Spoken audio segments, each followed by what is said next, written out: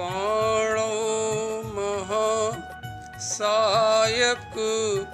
चारुचापं नमामि रामं रघुवंशनाथं नमामि रामं रघुवंशनाथं नमामि रामं रघुवंशनाथं।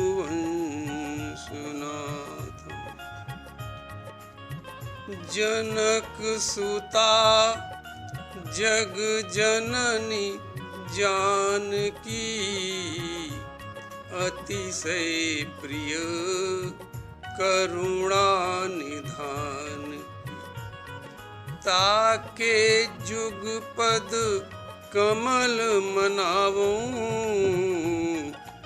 जासु कृपा निर्मल मति पावूं निर्मल मति पावूं निर्मल मति पावूं। कुंद इंदु समदेह उमारमन करुणायन जाहि दीन परने जाहि दीन परने करहु कृपा मर्दनमयन मर्दनमयन मर्दनमयन। जय जय जय हनुमान गुसाई कृपा करहु गुरुदेव की नाई गुरुदेव की नाई गुरुदेव की नाई। श्री राम जय जय राम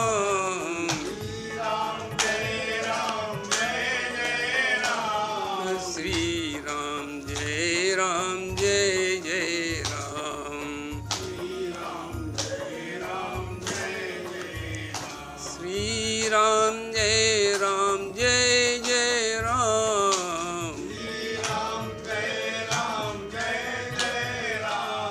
श्री राम जय राम श्री राम जय राम।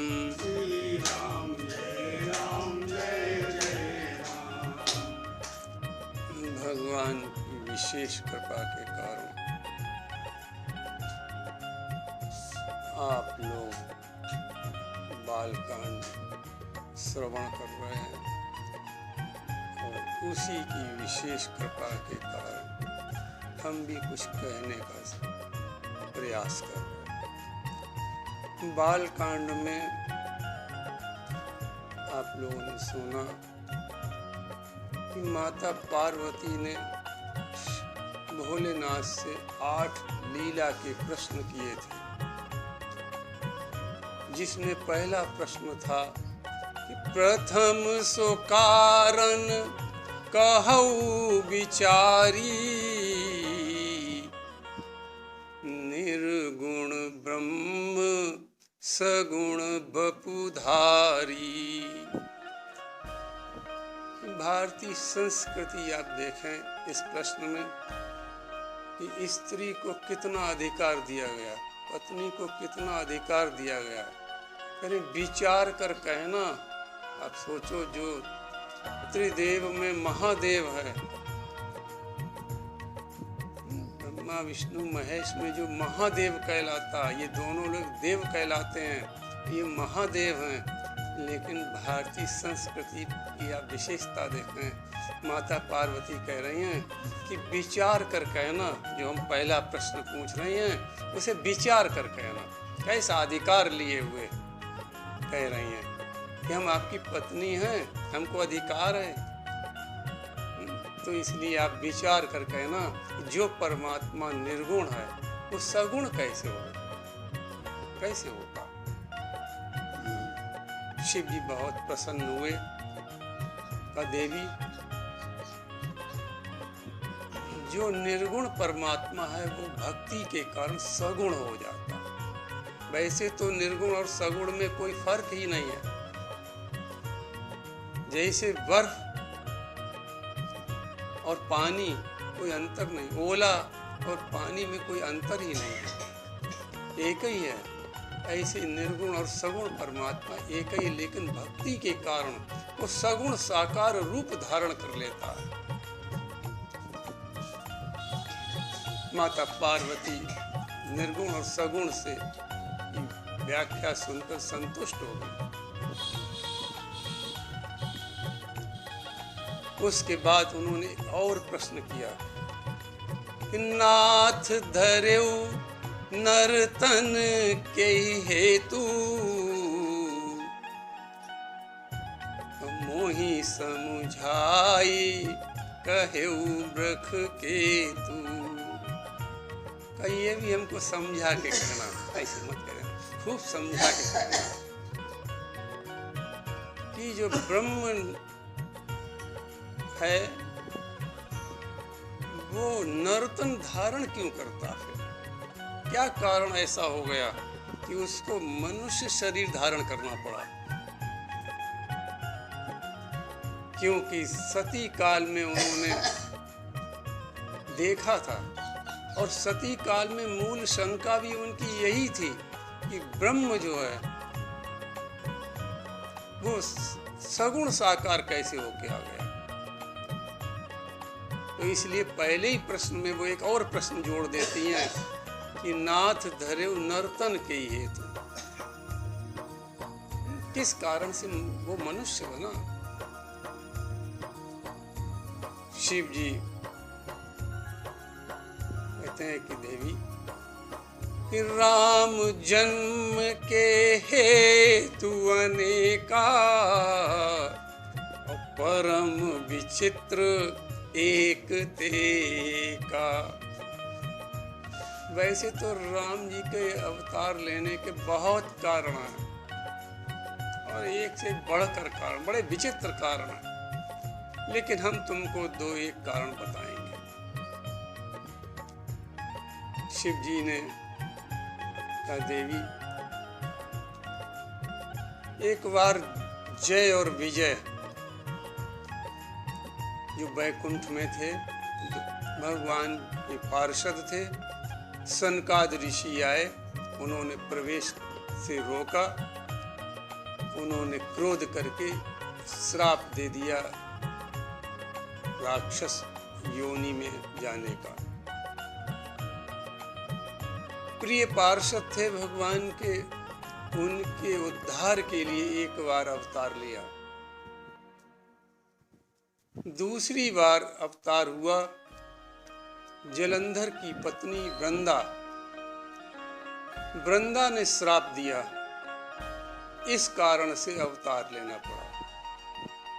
तीसरी बार नारद जी ने, जो भगवान विष्णु के भक्त थे और ज्ञानी मुनि भी थे,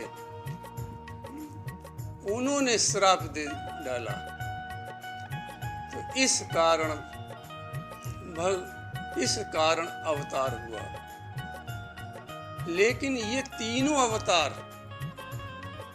विष्णु, महाविष्णु, श्रीमन्नारायण चतुर्भुज से द्विभुज में हुए।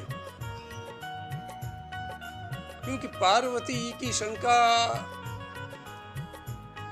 ब्रह्म की है, इसलिए तीनों अवतारों की कथा सुनाने के बाद भी उनको संतुष्टि नहीं हुई, क्योंकि ये अवतार तो विष्णु के थे, ब्रह्म के अवतार एक भी नहीं थे ये। तो शिव जी कहते हैं कि देवी, अब हम जो तुम्हें अवतार की कथा सुनाएंगे वो बड़ी विचित्र है।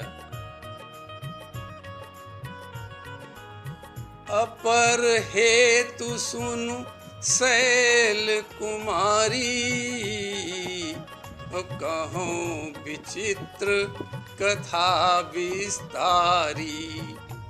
जेहि कारण अज अगुण अरूपा, ब्रह्म भयो कोसलपुर भूपा।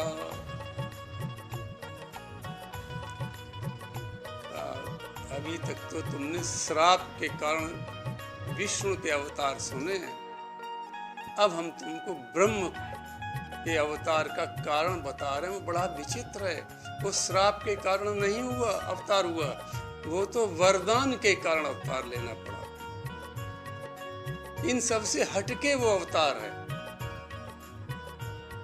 विचित्र कारण है ये बिल्कुल, कि जो परमात्मा अज है, अजन्मा है, जिसका कोई रूप नहीं है, वो को महाराज दशरथ के यहाँ राम के रूप में जन्म लेता है। जो प्रभु विपिन फिरत तुम देखा, ओ बंधु समेत धरे मुनि वेखा। जासु चरित अवलोकी भवानी, सती शरीर रहो बौरानी।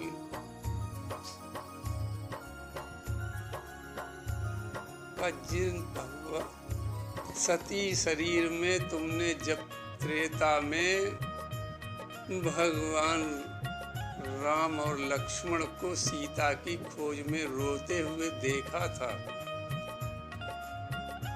जिस लीला को देखकर तुम बावली सी हो गई थी, राम लक्ष्मण को देखकर तुम, राम जी को रोते देखकर तुम बावली सी हो गई थी, उन्हीं राम का चरित्र हम तुमको सुनाएंगे, उनका अवतार कैसे होता है।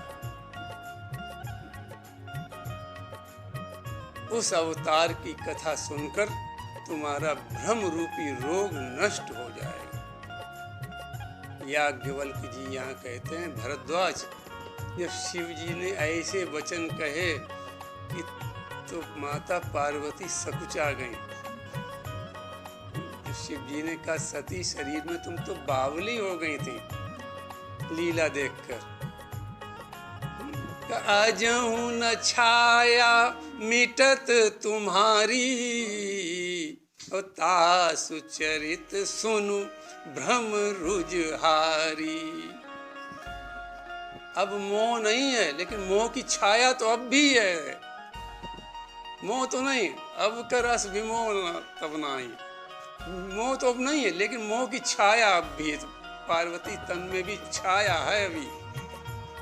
और ये छाया कब दूर होगी? जब हम राम जी के चरित्र तुमको सुनाएंगे। क्योंकि भ्रम रूपी रोग जीव का तभी जाता है जब वो भगवान राम की कथा सुनता। बिना कथा सुने भ्रम नहीं जा सकता, निरोगी नहीं हो सकता जीव। तो याज्ञवल्क जी कहते हैं, जब ऐसे वचन सुने, बावली के वचन सुने, तो माता पार्वती सकुचा गई और फिर प्रसन्न होकर बोली कि प्रभु अब कथा तो सुनाओ हमें, कैसे महाराज दशरथ के अवतार हुआ। शिव जी कहते हैं, पार्वती, स्वयंभू मनु अरु सत रूपा, जिनते नर भई श्रेष्ठी अनुपा। दंपति धर्म आचरण नीका, अजहु गाव श्रुति जिन कैली का। देखो, मनु 14 हुए हैं, इसलिए शिव जी कहते हैं स्वयंभू मनु। स्वयंभू मनु, जो सर्वप्रथम सृष्टि का आरंभ जिनसे हुआ। देखो, इनकी उत्पत्ति बता दें मनु शत्रुपा की। जब ब्रह्मा जी ने ऋषियों को उत्पन्न किया और उनसे कहा, पुत्रों सृष्टि की रचना करो, तो उन्होंने कहा, हम सृष्टि के चक्कर में नहीं पड़ेंगे, गृहस्थी के चक्कर में नहीं पड़ेंगे, हम तो भजन करेंगे। और उन्होंने, किसी ने स्वीकार नहीं की बात। ब्रह्मा जी बड़े दुखी हुए कि आखिर सृष्टि कैसे होगी। भगवान के पास गए, जैसे ही पहुंचे तो उनके दाएं भाग से, ब्रह्मा जी के दाएं शरीर के दाएं भाग से मनु जी की उत्पत्ति हो गई और वाम भाग से शत्रुपा जी प्रकट हो गए। तो जब मनु शत्रुपा को प्रकट हुए देखा तो उन्होंने मनु शत्रुपा से कहा कि पुत्र, तुम दोनों सृष्टि की रचना करो। मनु जी ने कहा, पिताजी आज्ञा स्वीकार है, लेकिन हम रहेंगे कहाँ, क्योंकि पृथ्वी तो रसातल में है। पृथ्वी उस समय थी नहीं, क्योंकि ये राक्षस खींच ले गया था रसातल में। हिरण्याक्ष जो था वो रसातल में खींच ले गया था। तो ब्रह्मा जी चिंतित हुए। ब्रह्मा जी की नाक से एक छोटा सा कीड़ा निकला। देखते देखते वो इतना विशाल काय हो गया। 12 भगवान प्रकट हो गए और उन्होंने आकर पृथ्वी को खींचकर और हिरण्याक्ष का वध किया, पृथ्वी को स्थापित किया। तब मनु जी ने पृथ्वी पर अपनी राजधानी बनाई, बहिष्मति को राजधानी बनाया और मनु जी राज्य करने लगे। मनु शत्रुपा के का धर्म इतना मजबूत धर्म था। पति पत्नी दोनों धर्म के आचरण के द्वारा जीते थे। जो वेद ने धर्म बताया उसके अनुसार जीवन व्यतीत करते थे। दंपति धर्म आचरण नीका का उनके आचरण को की प्रशंसा कौन करता। कब अजहू गाव, आज भी वेद गा रहे हैं, आज भी वेद गा रहे हैं कि मनु शत्रुपा जैसा धर्म का आचरण किसी ने नहीं किया, न कर पाएगा, जैसा उन्होंने धर्म का आचरण करके जीवन व्यतीत किया। मनु जी के 2 पुत्र, 3 पुत्रियां हुई। बड़े पुत्र का नाम उत्तानपाद, छोटे पुत्र का नाम प्रियव्रत और 3 पुत्रियां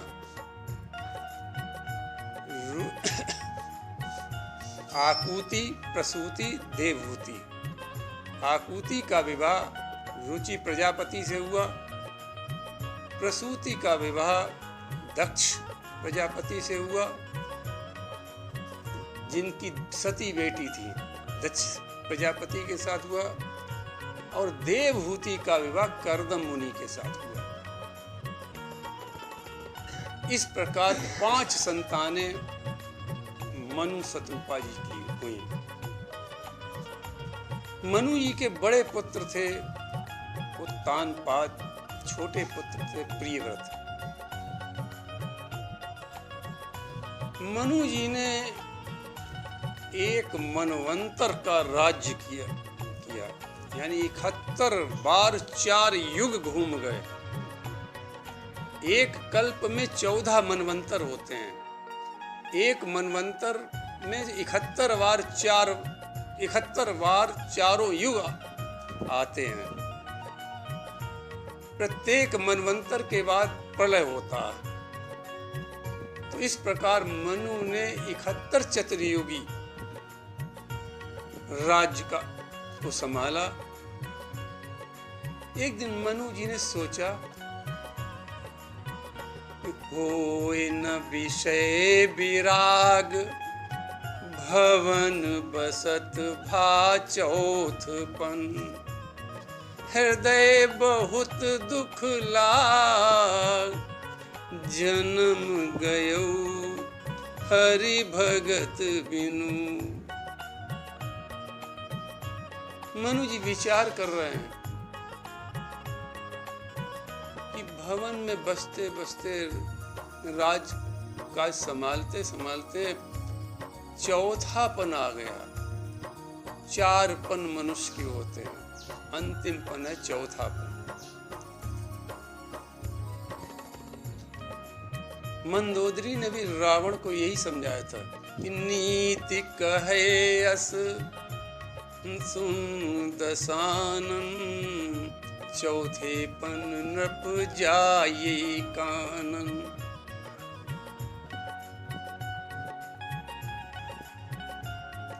कहा कि चौथा पन आ जाए तो ग्रस्त जीवन को छोड़कर जंगल में चला जाना चाहिए।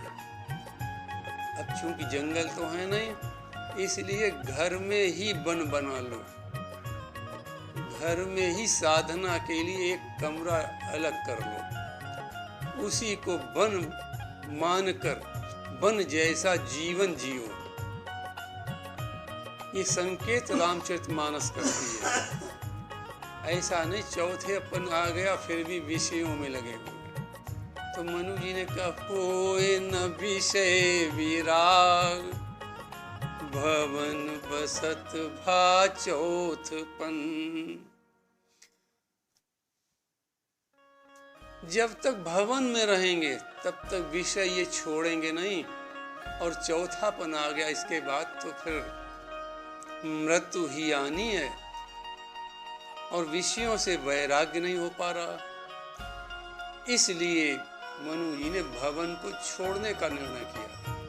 और मनु शत्रुपा ने क्या किया कि बरबस राज सुतहि नृप दीना, नारी समेत गबन बन कीना। कैसे पुत्र होंगे उस उत्तानपाद महाराज कि राज्य दे रहे हैं ले नहीं रहे। अरे नहीं पिताजी, आप यहीं रहें, राज्य आप संभालें। कैसा पुत्र होगा उत्तानपाद। आज कल्पना करो पुत्रों की, आज छीन रहे हैं पिता, दे नहीं राज्य, पुत्र छीन रहे हैं। जीवित अवस्था में ही सब कुछ ले लेना चाहते हैं, दूसरे पन में ही छीन रहे, चौथापन छोड़ दो। क्या कलयुग की लीला चल रही है। रामचरितमानस संदेश देता उन पुत्रों को कि छीनो नहीं, पिता की संपत्ति तो मिलना है ही। अरे पिता को आदर पूर्वक रखो। तो पिताजी यहीं रहकर भजन करो, काम हम देखेंगे, भजन तुम करो। गृहस्थी का भार हम उठाएंगे, आप भजन करो। ये रामचरितमानस संदेश दे रही उत्तानपाद के चरित्र से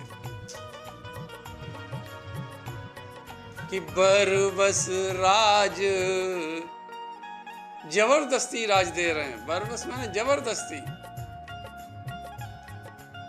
सुतई नृप दीना, ये बहुत जबरदस्ती की तो महाराज उत्तानपाद ने स्वीकार, पिता की आज्ञा स्वीकार कर ली और मनु शत्रुपा वन की ओर चल दिए।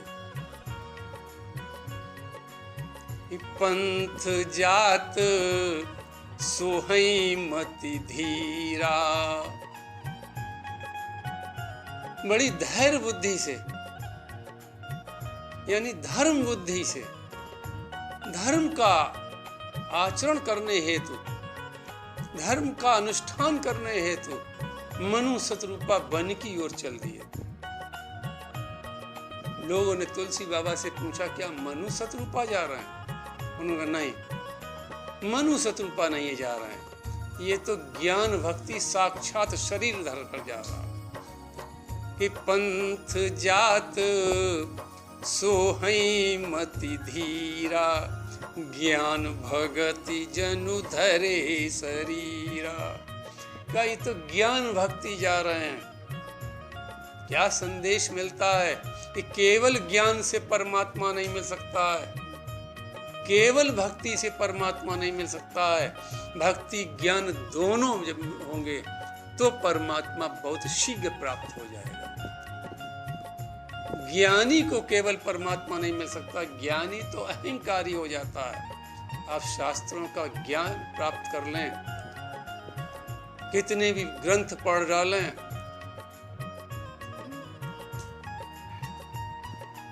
एक पुराणों में कथा आती है, शास्त्री जय नामक एक व्यक्ति की, कि उसने तमाम शास्त्रों को पढ़ लिया, शास्त्र तमाम लोगों को जीत लिया, लेकिन उसके अंदर भक्ति का प्रवेश नहीं हुआ। अहंकार, केवल खोखला ज्ञान अहंकार को पैदा कर देगा, और केवल भक्ति से भी कभी कभी मनुष्य प्रभु को नहीं पा पाता। जब ज्ञान और भक्ति दोनों होंगे, परमात्मा का ज्ञान, ज्ञान माने ये पढ़ाई लिखाई नहीं, कोई BA MA PhD नहीं, परमात्मा के संबंध में ज्ञान, परमात्मा के संबंध में ज्ञान, परमात्मा के संबंध में ज्ञान हमें हो। ये राम कथा के द्वारा परमात्मा का ज्ञान होता है। परमात्मा का ज्ञान माने परमात्मा कहाँ रहता है, परमात्मा कैसे मिलेगा, परमात्मा को प्राप्त करने के लिए किस प्रकार का साधन करें, परमात्मा को प्राप्त करने के लिए गुरु का चुनाव करें। गुरु के बिना, गुरु बिन हो न ज्ञान, ज्ञान होता नहीं है। तो का इस प्रकार ज्ञान और भक्ति बाबा तुलसी का मनु शत्रुपा ने मालूम पड़ता है, साक्षात शरीर धारण करके ज्ञान और भक्ति परमात्मा को प्राप्त करने के लिए जा रहे हैं। और मनु शत्रुपा नैमिष की ओर चल दिए, जिसे नीमसार कहते हैं। नैमिष के विषय में आपको बताने, इसका नाम नैमिष कैसे पड़ा। 12 पुराण में एक व्याख्या है कि गौरमुख नाम के एक संत थे, उन्होंने निमिष मात्र में, निमिष कहते पलक को, पलक के झपकने के समय को निमिष कहते हैं। पलक एक बार गिरे वो निमिष, इतना निमिष का समय है, तो का निमिष मात्र में, यानी पलक के झपकने के मात्र में ही, और असुरों को, इस सेना को भस्म कर दिया था गौरमुख नाम के संत ने। तब से वहां उसका नाम पड़ गया नैमिष। और देवी भागवत में कलयुग जब आया तो संत लोग बहुत चिंतित हुए कि इस कलयुग के प्रभाव से बचेंगे कैसे। तो ब्रह्मा जी के पास गए, ब्रह्मा जी से कहा कि हमें कोई ऐसा स्थान बताओ जहाँ कलयुग का प्रभाव ना हो, हम तपस्या कर सकें, क्योंकि कलयुग तपस्या का विरोधी है। और भागवत में 4-5 स्थान कलयुग के बताए गए, कहाँ कहाँ रहता। अधिकांश आज घरों में कलयुग रह रहा। कलयुग भगवान का भजन नहीं करने देता। जिस घर में भजन नहीं हो रहा, मानो कलयुग का प्रवेश हो रहा। तो संतों ने कहा ब्रह्मा जी से कि हमें कोई ऐसा स्थान बता दें कि जहां कलयुग का प्रवेश न हो और हम भजन कर सकें, क्यों कलयुग भजन करने नहीं देगा। ब्रह्मा जी ने एक चक्र छोड़ा, कहा जहां इसकी गति समाप्त हो जाए, ये गिर पड़े, बस उसी स्थान पर भजन करना, वहां कलयुग का प्रवेश नहीं होगा। वो स्थान नैमिष कहलाया। जहां नैमिष में आप देखें चक्र तीर्थ है, वहीं चक्र गिरा। तो वहीं पर सारे पुराणों की कथा हुई है। तो इस प्रकार नैमिष में मनु शत्रुपा पहुंचे। पहुंचे जाई धेनुमति तीरा, हर्ष नहाने निर्मल नीरा। नैमिष में गोमती नदी है और बहुत निर्मल जल आज भी उसमें है।